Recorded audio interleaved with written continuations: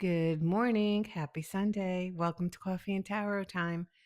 Hopefully you can hear the birds chirping. I have my door open as I sit here in my kitchen, and it's just such a nice morning. I should go outside, robe and all in jammies, and drink my coffee.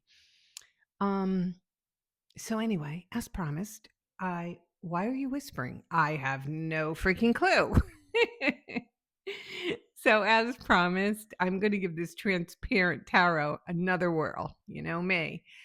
The thing is with this deck, I believe, from the little bit I've read about it, I believe that I have to not read it like a traditional tarot deck.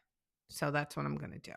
I'm just going to tell a story from the pictures and we're going to see what we get. Okay? One card after another, and then you layer the cards on them.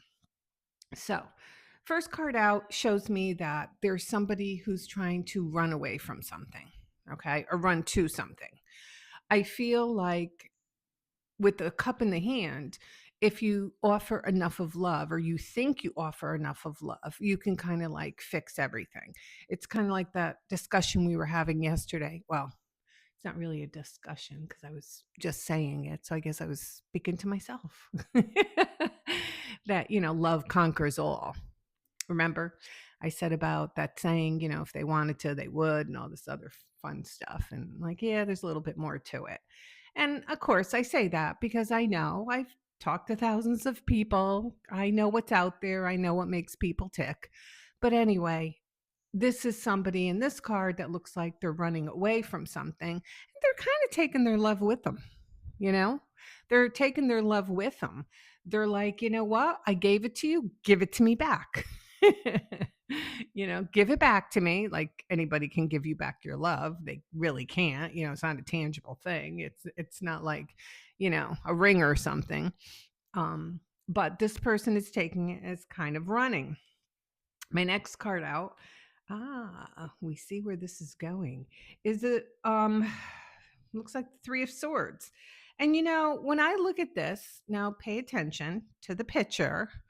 Um I feel like the person who hurt you was hurt themselves. Not that that's an excuse. It's really not. But as you can see, this person had knives in the back and now they're offering a knife to you. So you decided that you want to take your love and you want to go away, okay? Because you don't want to put up with this. And you know what? There are a lot of people out there who are not healed who start relationships, which is totally unfair to the trusting party who has no idea what's going on. Or do you? You know what I'm saying? I know a lot of females get involved with men who, I mean, the ink's not even dry on the divorce paper. You know what I'm saying? Only to get in a relationship for a few years and then the person says, "You know what? I really didn't heal from getting out of my divorce.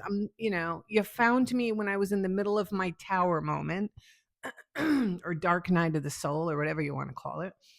And I really didn't have my head about me. So I think I'm going to need a break." I hear that story a lot. So, I always say to people, you have to learn to be proactive in your life. They say you have to see red flags and all this other stuff. Yeah, I mean, you just have to learn to be proactive. So, in this case, I feel somebody's running away because somebody has hurt them. And they didn't expect it because you see the sword is going into the back. And when it goes into the back, that usually means that you didn't see it coming. Okay? You did not see it coming. Hold on there. Yes. So they're thinking, the person who ran away is thinking that, this is over. But they're also on this kind of mission of, well, he hurt me and the other person hurt me and everybody hurt me and maybe I'm done dating and maybe it's over, which really isn't the case. You've had some bad luck.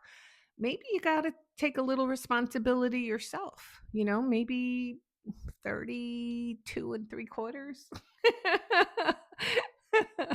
percent is on you. The thing is, it's not over. Okay. It's not over. And I always say, the more heartache you have, You need to learn to take that and put it into your book of knowledge. And now you're smarter than the next person. Okay. You're smarter than the next.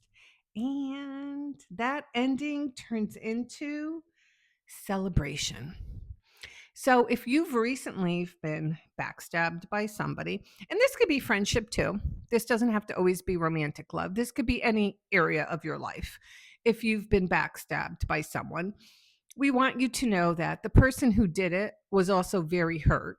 And you may have had an inkling to this if you entered into any relationship with them or friendship or business partnership or whatever. You had to know that 32 and third percent. And you did feel like everything was over. But when we come across the Three of Cups, it tells us, I think that's a Three of Cups. Yeah. It tells us that, you know what? You have celebration coming. And usually to me, the Three of Cups is early October. That's not a long time away. I don't know about you guys. I don't know where July went. August is here. What are we, the third already?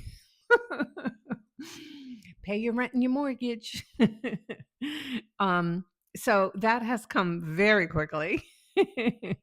And I think that as we get through the rest of this summer and we get towards fall, you're going to find a significant union, whether that's love, friendship, or work, business or whatever. I mean, because everything's a partnership and a union.